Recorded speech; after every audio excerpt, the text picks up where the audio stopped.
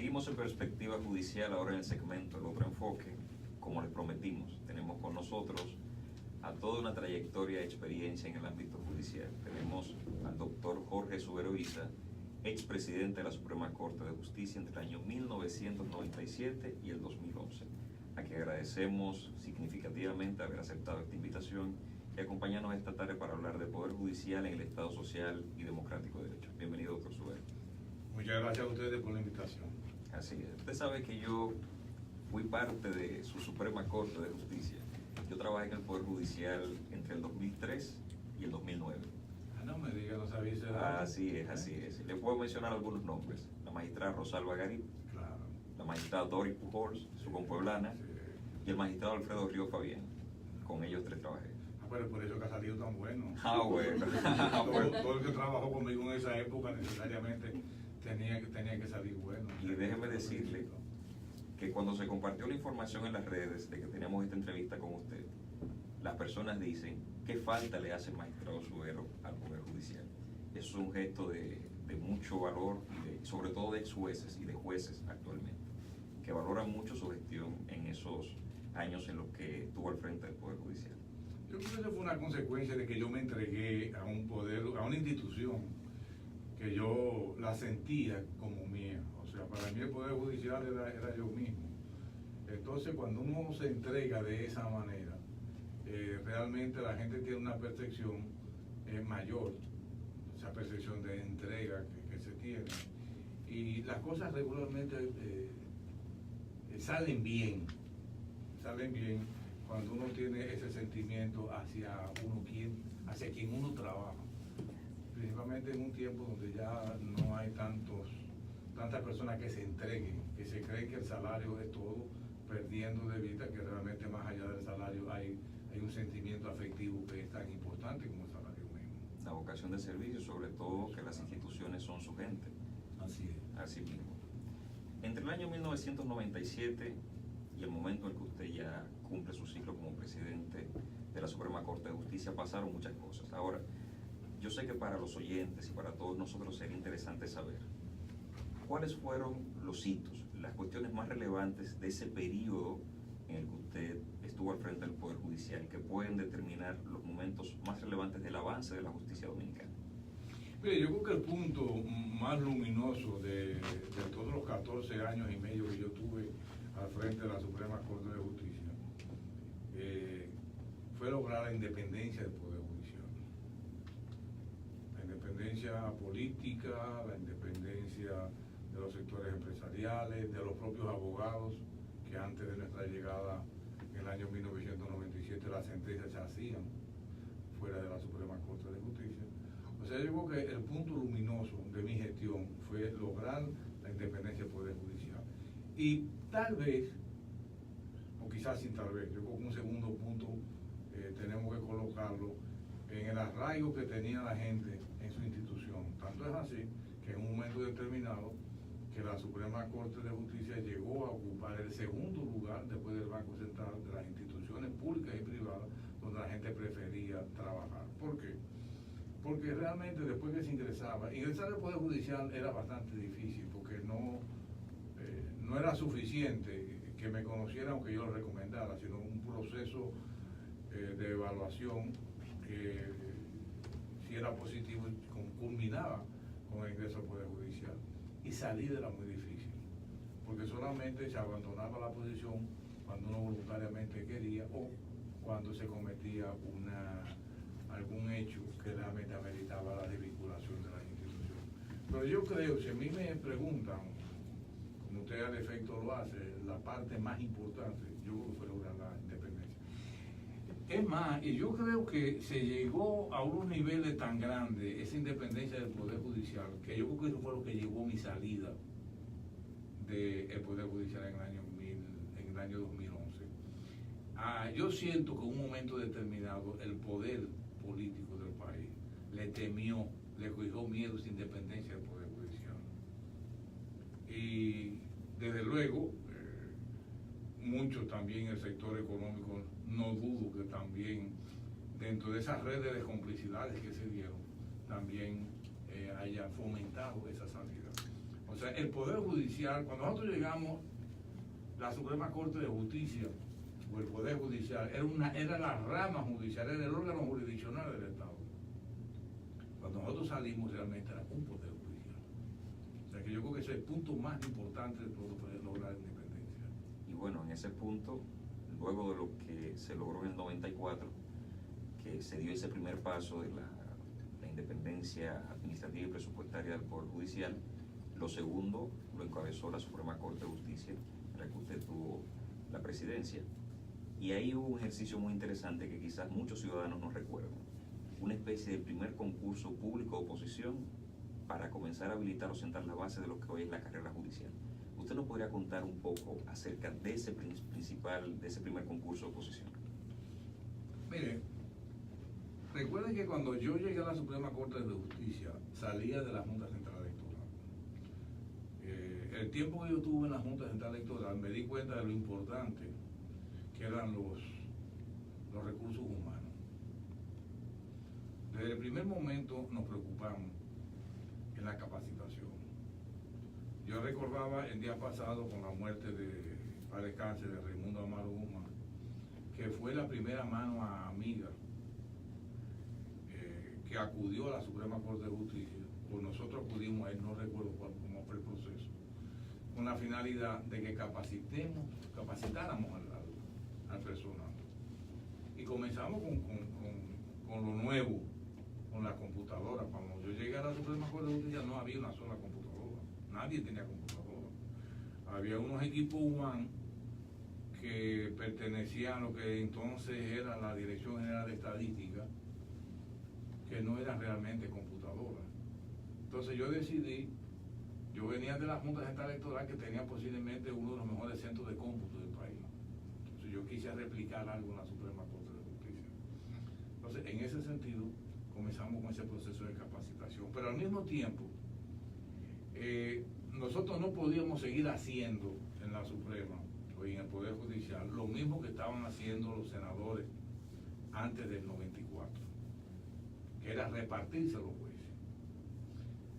Yo le comentaba el día pasado a una persona que los dominicanos nos olvidamos muchas veces, pero cuando dos partidos políticos de importancia decidieron suministrar una lista de cuáles eran los jueces que ellos querían que se nombraran, nosotros esa lista no le hicimos caso, y ahí comenzamos nosotros a dar señales realmente de que nadie nos iba a mandar.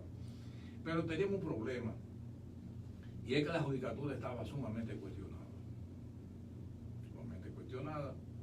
El presidente Leonel Fernández siempre utilizaba una expresión que recordaba cómo se llevaban los expedientes en cajas, y vale el anuncio de Marta Morena, y cómo ahora se hacía en ese tiempo, se hacía en computadora.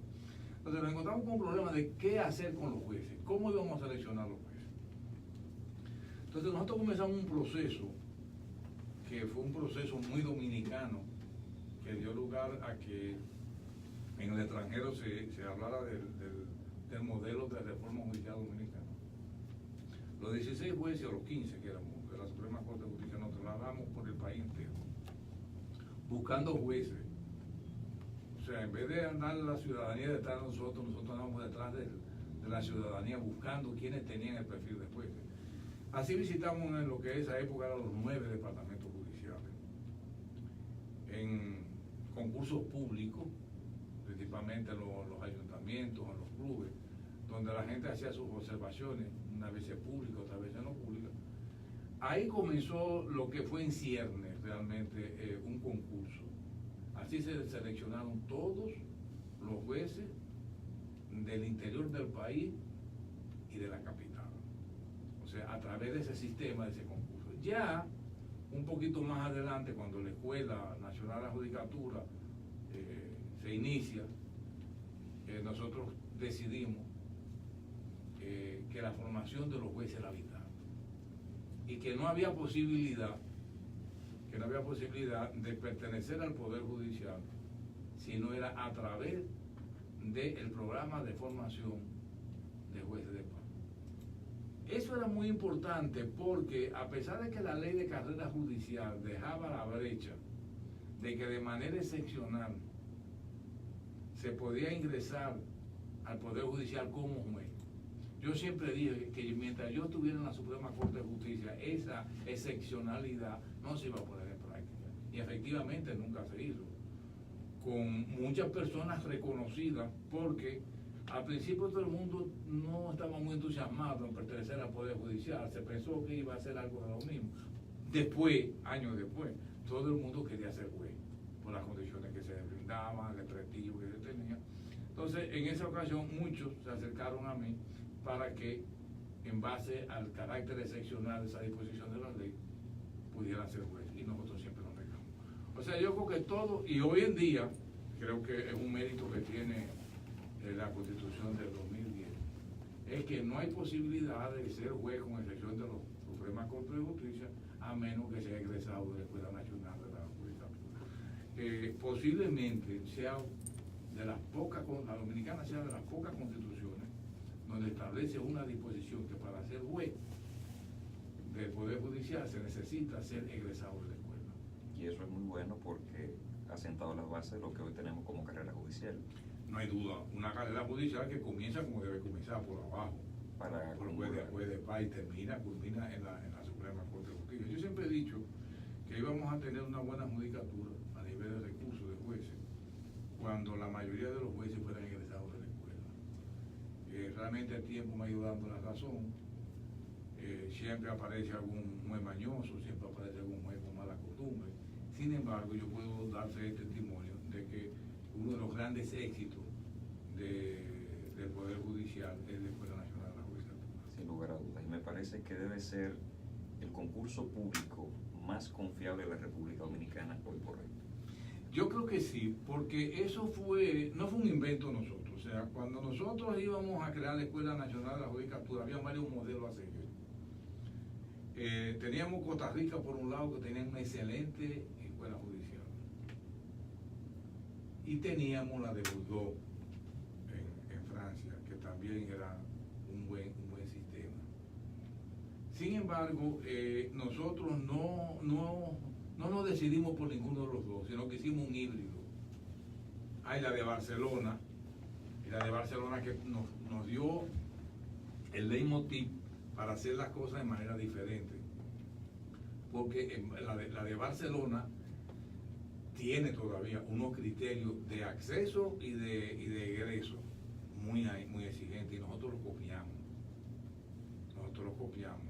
O sea que la escuela de la Judicatura Dominicana es una escuela realmente que tiene su característica netamente dominicana. Es así.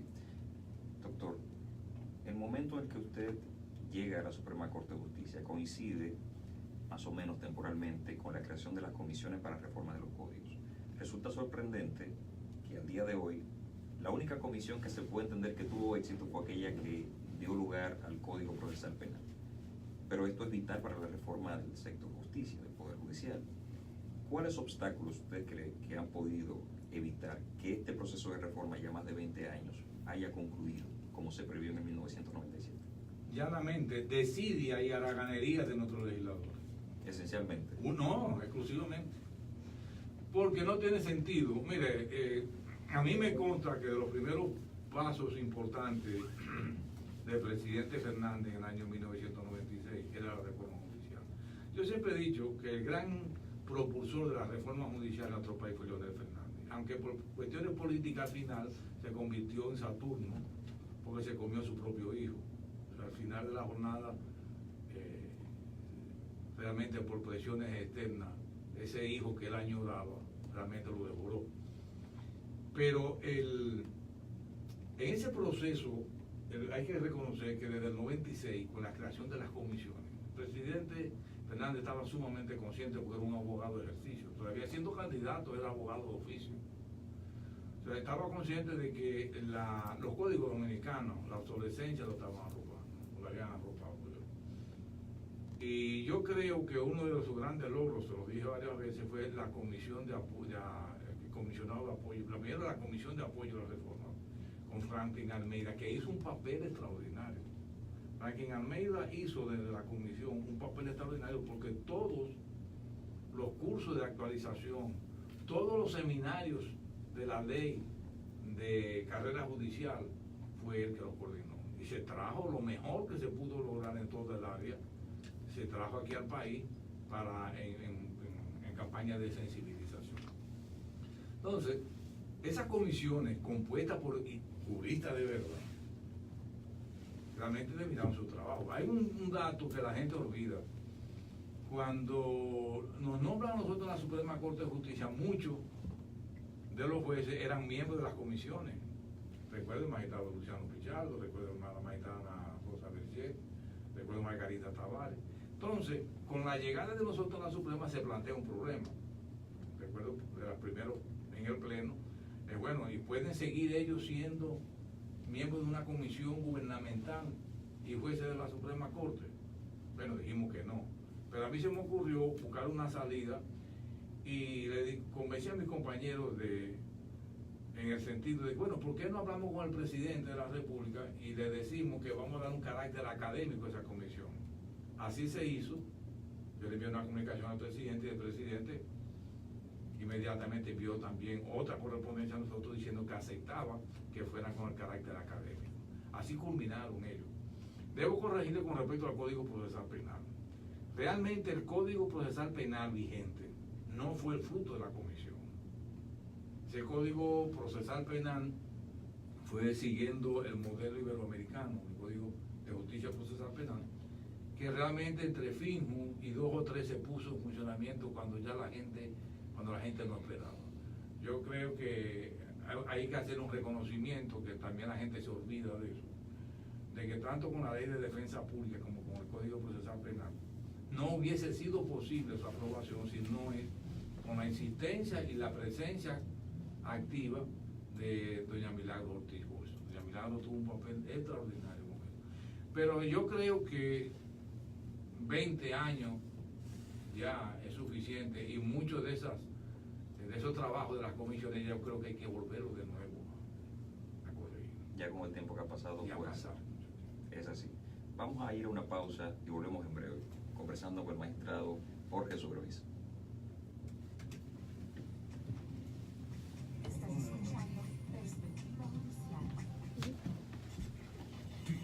Entonces, de los códigos, aún el procesal penal no fue el fruto de la comisión.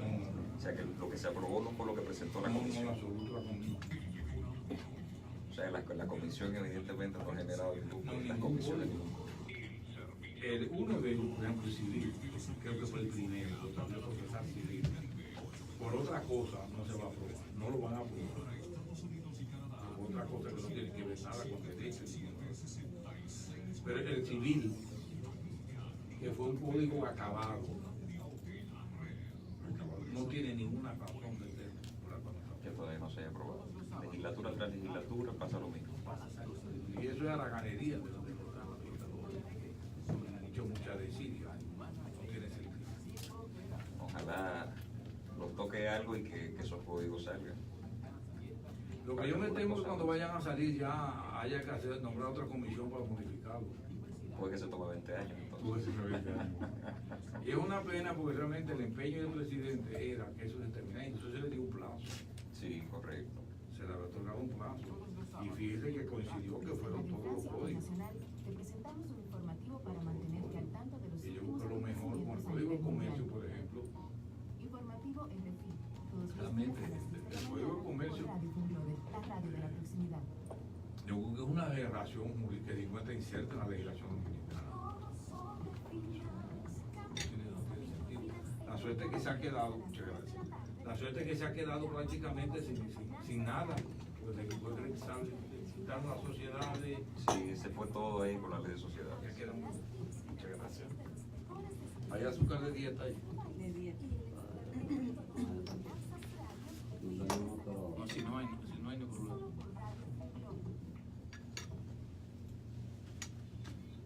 ¿Ustedes tienen algo? Tenemos anuncios, tenemos algunos anuncios también. Gracias, Julio. Para no llevarlo corrido. Gracias. Vicente, ¿puedes regresar?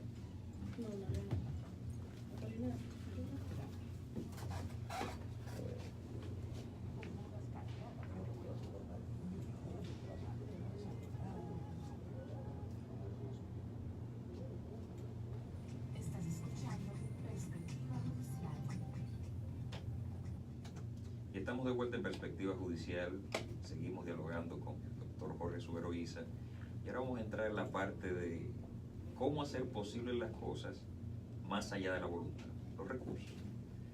En el 2004, que también le tocó una parte importante de esas luchas, bueno, se estableció que el 2.66% era parte del 4.10% que correspondía al sector justicia. El otro restante, el 1.44%, para la Procuraduría General de la República. Todavía, y vamos a ver a quién le atribuimos este problema, no se le ha concedido al Poder Judicial el 2.66% que le corresponde por ley. ¿Por qué? Yo creo que en la República Dominicana a muy pocas instituciones y a muy pocos ciudadanos les interesa la independencia y la fortaleza del Poder Judicial. Usted oye a muchos hablando, incluso instituciones, hablando del fortalecimiento del Poder Judicial. Sin embargo, eso es demagogia. Yo he dicho de manera muy determinante que absolutamente ningún sector, ni de la sociedad civil, ni de la sociedad empresarial, ni de la sociedad política, les interesa ni les conviene un Poder Judicial independiente. Entonces, lo único que nos ataba a nosotros, al poder político, no hablo de presidencia, no hablo del poder político, era la parte económica. Era la dependencia económica que el Poder Judicial tenía del poder político, muy específicamente de la Presidencia de la República y del Congreso Nacional. Mire, es increíble que la vez que nosotros estuvimos más cerca de lograr el porcentaje establecido por la ley, fue por un asunto muy coyuntural, que al presidente de la República lo pusimos entre la espada y la pared. Habíamos concertado una alianza estratégica entre el presidente del Senado, que lo era Andrés Bautista, y el presidente de la Cámara de Diputados, que lo era Alfredo Pacheco. Y entre los tres se elaboró un proyecto de ley para aumentar las partidas presupuestarias tanto al Congreso como al Poder Judicial.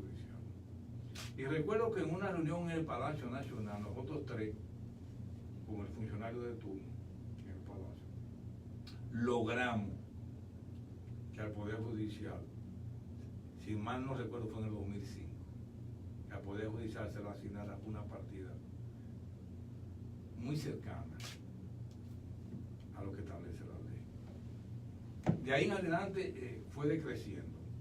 Incluso durante los últimos 5 años que me tocó responder a mi presidir la Suprema Corte de Justicia, a nosotros nos congelaron el presupuesto. Sin embargo, habían 100 y pico de tribunales creados por el Congreso Nacional que no se habían podido poner en funcionamiento por falta de recursos económicos. Cuando tuvimos que recurrir a un furgón judicial que todavía anda por ahí dando, ya no está dando tanto tumbo porque ya está fijo era provisional en la para provincia. entonces. O sea, tuvimos que recurrir. La Escuela Nacional de Judicatura todavía, eso mucha gente no se da cuenta, pero realmente las clases, las aulas son furgones. Entonces nosotros nunca ha habido interés de que el Poder Judicial disfrute de ese 2.66% que establece la ley. Y aún se le concediera en estas circunstancias, con ese pasivo que tienen hace tantos años, quizás tampoco sea suficiente. Nosotros año tras año presentábamos con un estudio muy serio, porque yo tenía un departamento de planificación. O sea, nosotros nunca nos inventamos nada. Por eso es que cuando venían los organismos de cooperación internacional que venían inventando, yo les decía, no vengan acá, nosotros sabemos lo que queremos. A nosotros ustedes no pueden sugerir nada, porque nosotros tenemos ya nuestra planificación estratégica, quinquenal, y esto es lo que nosotros queremos. No nos vengan a decir ustedes a inventar el agua tibia, nosotros sabemos que es lo que queremos. Entonces realmente un pasivo arrastrado.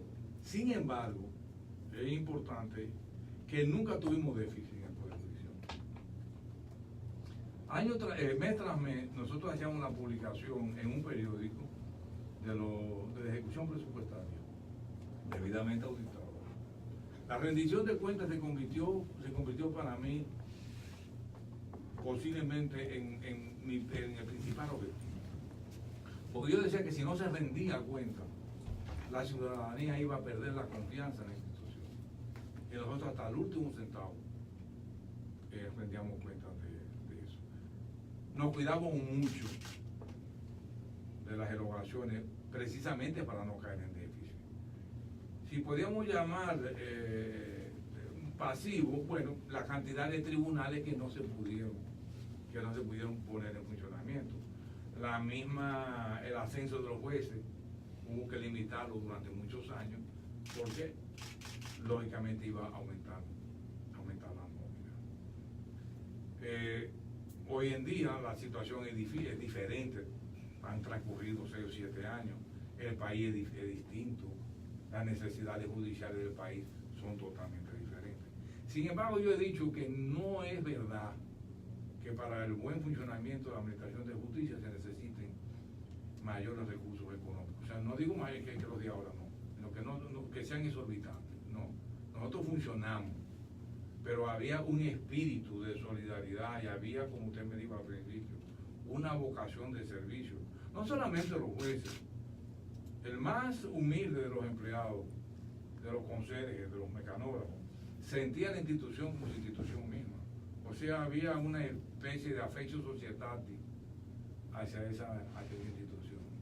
Y la defendían Por eso es que, miren un dato muy interesante, lo que pasa es que hoy en día ya a la gente no le interesa ni le conviene que hablen mucho de eso. Durante 14 años y medio, en la República Dominicana no se habló de reforma judicial. No estuvo en esos 14 años y medio en los programas de los partidos políticos, ni estuvo en la agenda del sector empresarial, ni tampoco de las iglesias. O sea, el asunto de reforma judicial fue un hecho cumplido durante los 14 años y medio que yo estuve frente a la Suprema Corte de Justicia. Y yo no digo que fuera la labor mía, fue la labor de un equipo, y ni siquiera los jueces de la Suprema Corte de Justicia. Yo creo que de todo el equipo humano que conformaba el Poder Judicial. Hay un órgano en el Poder Judicial de esas novedades que introdujo la Constitución del año 2010. Para algunos muy bueno, porque le quitó unas atribuciones a la Suprema Corte de Justicia, que eran las de dedicarse a todas esas tareas administrativas que le restaban tiempo para estar enfrente de la producción jurisprudencial, y otros no lo consideran tan bueno por lo que ha pasado con todos los cambios que hemos visto, y ese es el Consejo del Poder Judicial. ¿Cómo valora usted la creación del Consejo del Poder Judicial? A mí me gustaría tener tiempo para yo decirle todo eso del Poder Judicial. No sé de qué tiempo disponemos, pero vamos por lo menos a comenzar. Usted me hace señas cuando usted diga. Claro que sí.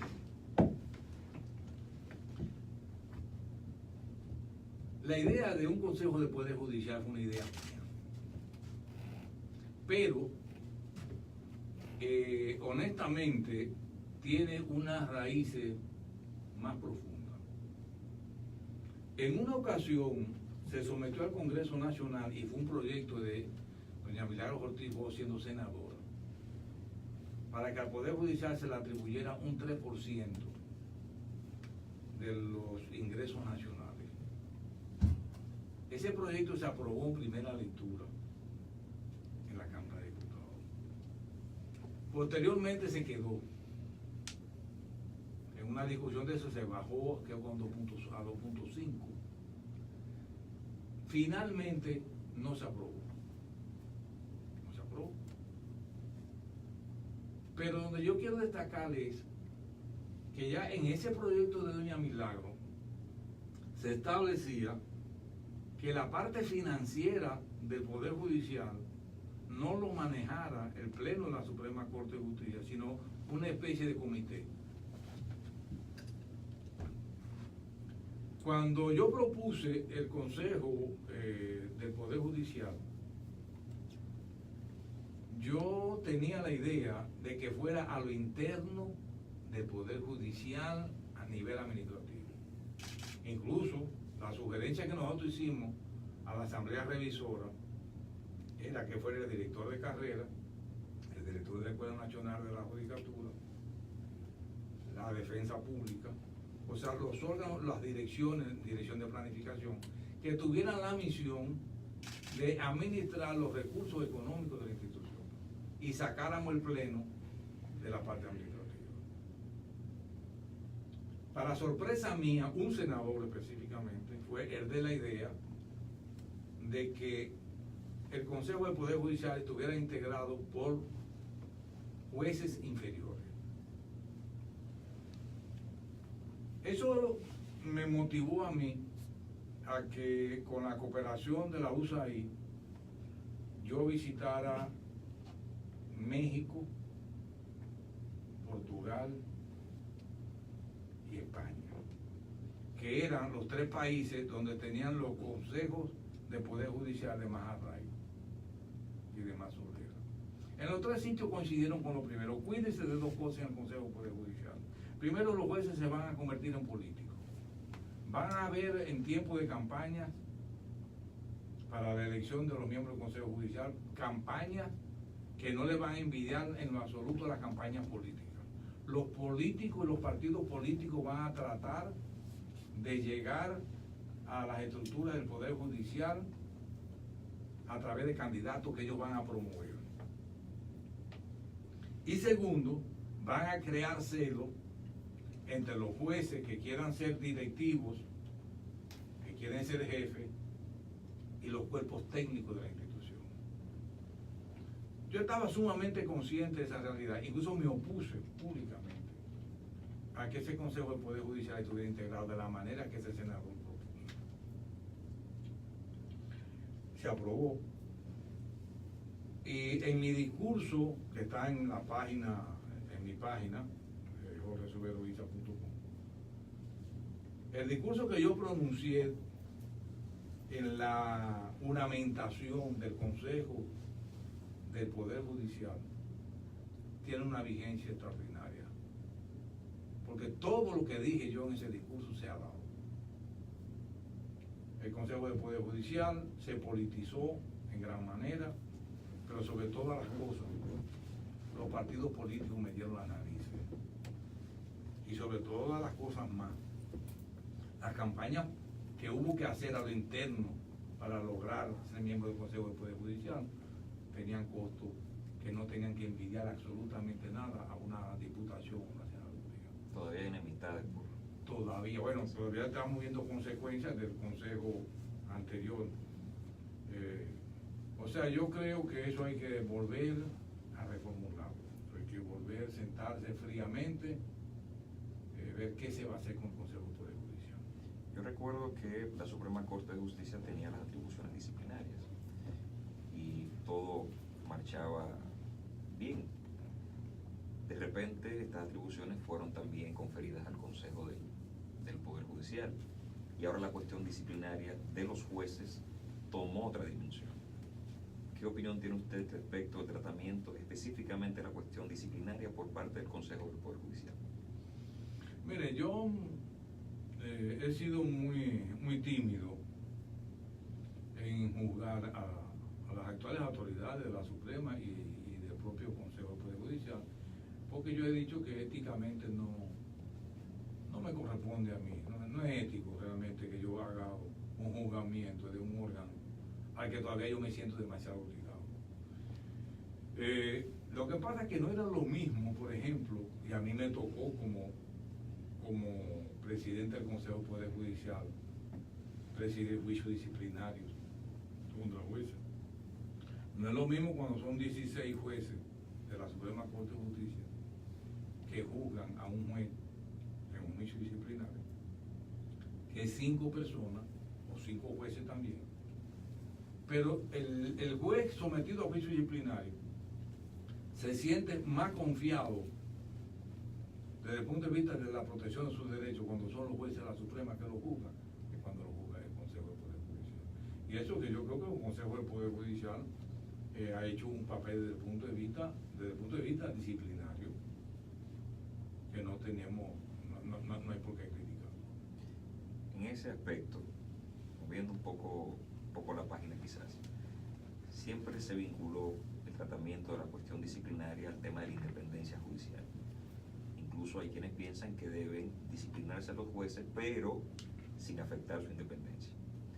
Ya en estas circunstancias, el hecho de que existan otros fenómenos como el populismo, el mismo tratamiento de las cuestiones judiciales en las redes, que las personas no entiendan la cuestión judicial, más esta respuesta disciplinaria puede afectar la independencia de los jueces, es decir, jueces decidiendo por miedo a las repercusiones disciplinarias.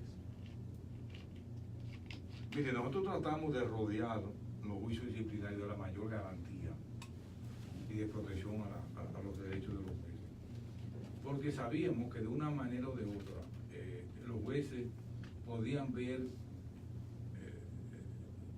mermado en su autoridad, en su dignidad como jueces, por un juicio disciplinario. Sin embargo, para nosotros someter a un juez a un juicio disciplinario era un proceso de filtro muy profundo. Primero intervenía yo como presidente, o primero intervenía carrera judicial, el director de carrera judicial.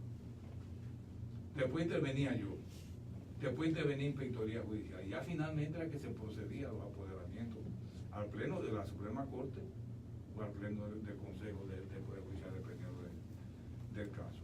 Yo sí le puedo dar fe y testimonio de que no hubo un solo caso que se sometiera al proceso disciplinario de la Suprema o en el Consejo del Poder Judicial que no fuera debidamente justificado. ¿Por qué? Porque cuando se trataba de corrupción, por ejemplo, nosotros teníamos, el Departamento de Inspectoría Judicial tenía una función muy específica, que era la supervisión y la vigilancia de los jueces. A partir del momento que un juez incrementaba su patrimonio, sin poder justificar que ese incremento era consecuencia de su salario, inmediatamente caía esto en la sospecha y se investigaba. Usted declaró el año pasado que tenía 800,000 pesos, ¿de dónde sacó usted que tiene 5 millones de pesos ahora? Explíquese. Entonces, pero yo creo que los juicios disciplinarios constituyen en gran medida una medida saludable para la buena administración de justicia. Porque sí, porque legitima realmente la permanencia de los jueces en la posición. A la ciudadanía, quizás como nunca antes, le preocupa el tema de la confianza en el Poder Judicial. Y bueno, creo que como nunca antes también aparece la discusión de la confianza en el Poder Judicial en casi todos los discursos de la sociedad civil, de los políticos, de todo el mundo. ¿Qué podemos hacer para evitar consecuencias nefastas vinculadas a la pérdida de confianza del Poder Judicial? Mire, ese es uno de los temas palpitantes, es uno de los temas donde posiblemente nadie tenga una respuesta. Yo personalmente, a orden de su juicio, desde fuera, entiendo que en la República Dominicana jamás se volverá a tener las condiciones que se dieron en el año 1997 para una Suprema Corte de Justicia que transformó totalmente el Poder Judicial. O sea, las condiciones no se dan. ¿Por qué? Porque, les repito, absolutamente nadie en la República Dominicana tiene interés en que el Poder Judicial sea independiente. Absolutamente nadie en la República Dominicana tiene interés en que el Poder Judicial sea autosuficiente y que tenga la fortaleza necesaria para sancionar a que haya que sancionar. Aquí cualquier ciudadano, cualquier político, cualquier empresario, cualquier miembro de la sociedad civil quiere tener un juez que al momento de tocarle las puertas, esa puerta estén abierta para servir a sus intereses. Es duro, mi querido amigo, pero es así. El problema de eso es que, bueno, si se sigue perdiendo también la confianza en otras instituciones y el Poder Judicial termina haciendo eso, entonces ¿con qué nos quedamos? Bueno, casi nos estamos quedando sin nada. Porque al perderse la confianza en el Poder Judicial, eso surte un efecto dominó. Se pierde la confianza en la policía, se pierde la confianza en las otras instituciones, entonces nos quedamos como dice Marguerite Yourcenar en el prólogo de su obra La Memoria de Adriano, citando unas expresiones de Flaubert, que parece que la humanidad llegó a un momento donde Dios se había ido y Cristo no había llegado todavía. Me parece que estábamos como en una especie de limbo. todo eso, esa falta de confianza en el Poder Judicial, se refleja en la falta de autoridad civil, incluso policial. ¿Pueden los jueces emprender desde adentro quizás un movimiento de liderazgos éticos para cambiar esas circunstancias desde adentro, como fuerza social en competencia igualmente? Mire, curiosamente, a pesar de que durante todo el tiempo que yo tuve en la Suprema Corte de Justicia nunca hubo una asociación de jueces, solamente en el 2011, que la promoví yo era el promotor, yo fui promotor de las asociaciones de jueces. Y yo decía a los jueces, miren, a ustedes no lo van a defender de fuera. Si ustedes no se defienden de adentro, nadie va a venir de fuera a defenderlo. Y si viene alguien de fuera a defenderlo, es para pasarle factura, como en efecto ha ocurrido muchas veces. Entonces, yo creo que todavía, si los políticos lo permiten, se puede llegar a tener los niveles de confianza que en una ocasión se tuvo. Pero un poder judicial no debe estar alienado, debe ejercer efectivamente poder. Y como usted bien lo decía, todo lo que hemos estado conversando, desde donde se generó la fortaleza para que tengamos hoy el poder judicial que tenemos, fue precisamente en la actitud que asumieron usted y otros tantos jueces cuando tuvieron la oportunidad de tomar decisiones distintas a las que se tomaban en la República Dominicana. Sí, porque ninguno de nosotros teníamos interés ni económico, ni político, ni de ninguna naturaleza. Pero además, la base con que nosotros nacimos, recuerde que estaban vivos Balaguer, estaba vivo Peña Gómez, era presidente Leonel Fernández, estaba vivo Juan Bosch. Todos los líderes políticos y los líderes empresariales y los líderes de las iglesias católicas, de las iglesias en sentido general, todos estuvieron de acuerdo en que había que reformar la justicia. Ahora, hoy en día, usted no encuentra 3 personas que se pongan de acuerdo en que hay que reformar la administración de justicia. Sin embargo, hay sectores todavía interesados por sus jueces. Para muestra un botón, el proceso pasado para la designación de los jueces de la Suprema Corte de Justicia, incluso grupos empresariales enviaron su lista. En ese sentido, Su lista.